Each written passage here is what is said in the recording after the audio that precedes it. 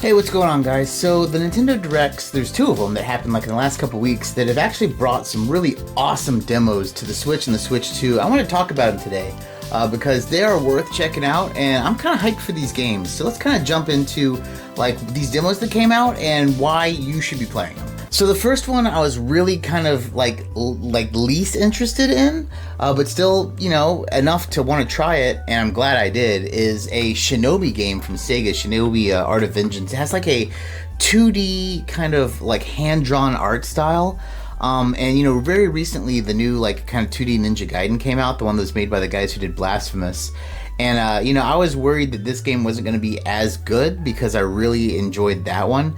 But if anything, I think after playing this demo, this game might be better. I know that sounds crazy, but like there's a ton of moves to learn. It's like one of those games that's like easy to pick up but difficult to master, if you ever kind of heard that phrase.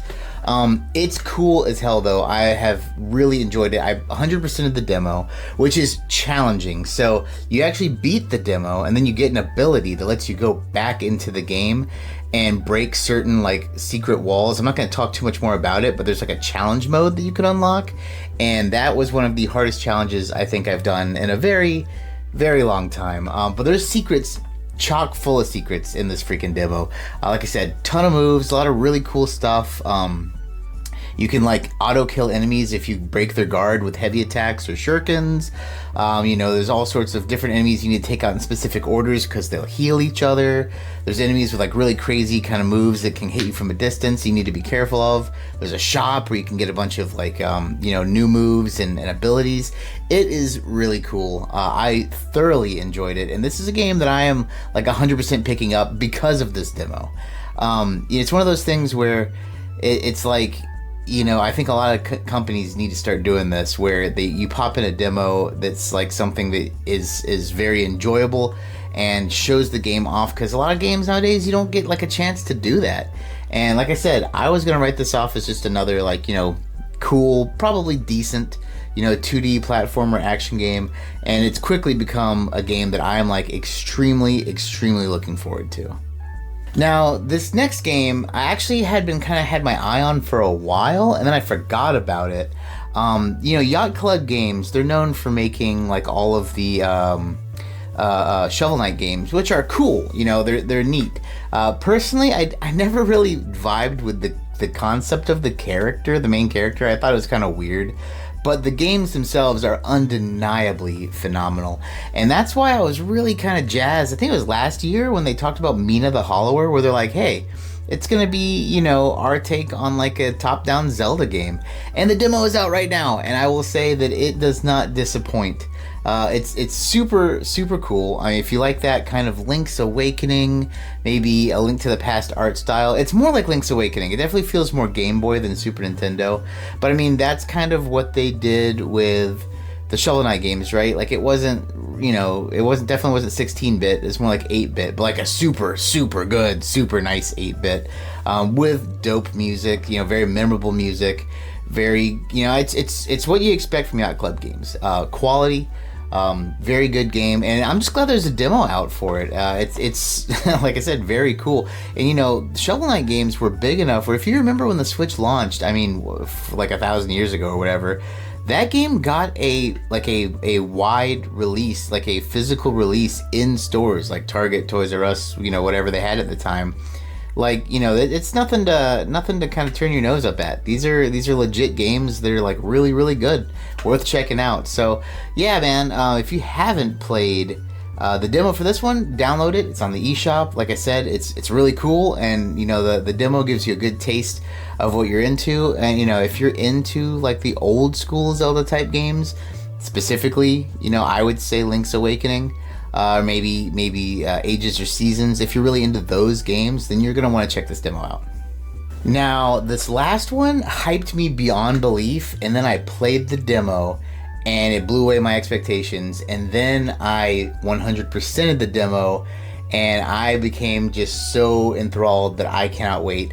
Dumbest name ever, The Adventures of Elliot, like the Millennium something.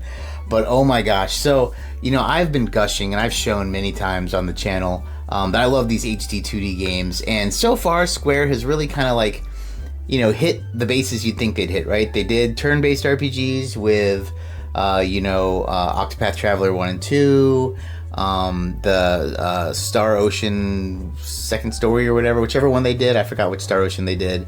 And then they also did Live Alive. And so all those are turn-based, and they did Project Triangle Strategy, which is a strategy RPG. And so they've been covering all their bases with the HD 2D graphics. And then they were like, hey, we're gonna do a action RPG. And so I'd like to say think Zelda, but it feels more like Secret of Mana, maybe Secret of Evermore. And that's a good thing. And it wouldn't be a bad thing for the Zelda, but it's just a good thing all around. So first off, they don't have a level up system, so it is, in that regard, it's more like Zelda, where the only reason you'd be killing or grinding out enemies is for Magicite pieces and money. And so the way Magicite works, kind of like a gacha game, like a phone game, every 10 pieces you get, you can go to this little shop in town and pick one of your weapons, and you basically get a random roll on an ability. You have so many ability points you can use at a specific time. I'm hoping or assuming that you can level that up with time, which I think you will be able to based on some of the other stuff I'm going to talk about in the game. But basically, just as an example, your charge up sword move, rather than spinning around like Zelda, is you shoot a shockwave. And they had a Magicite piece that lets you do like a double attack, where when you charge up and you let go, you shoot 2 shockwaves. And you can combine these with all sorts of stuff. Extra damage, double shockwave, you get a better sword as one of the secrets if you really dig deep into the demo that already launches a double shockwave, so then you get a triple shockwave. It's just really cool. So there's that aspect of it. There's challenge dungeons, think kind of like, Breath of the Wild or something like that. And these challenge dungeons can give you all sorts of stuff. In the demo, they give you like extra life, like think like your hearts in Zelda, like each one will give you like another heart, which is cool because, like I said, I think that's going to be the key later on in the actual game of getting more like threshold where you can like add more of those magicites to your weapons. And speaking of the weapons, the demo actually has quite a bit. You have a sword and a shield, you get bombs, you get a bow and arrow, and then there's a secret weapon you can unlock, which is like a chain scythe. It's cool because it has a move where it's like Scorpion, like, get over here, and like you can bring them over and stun them. You can hit enemies with it, like spinning it around your head. I got a Magicite that did some really cool stuff that shot fireballs out of it. There's all sorts of things you can do, which leads me to like really like want to play this game when it fully comes out, because it's like, man, what other Magicites and what other abilities am I going to get for these 4 weapons? But also apparently there's even more weapons in the full game. The bosses were cool. There's a secret boss, like I said, to unlock one of the weapons that it was almost like a puzzle, like of how you damage it, because it had this special armor.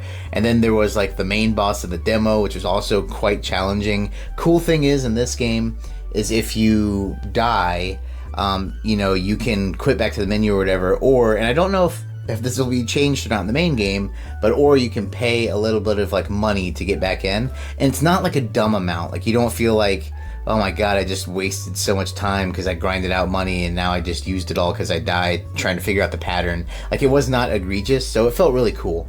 That's probably my favorite of the 3 demos, but I will say that it is super awesome.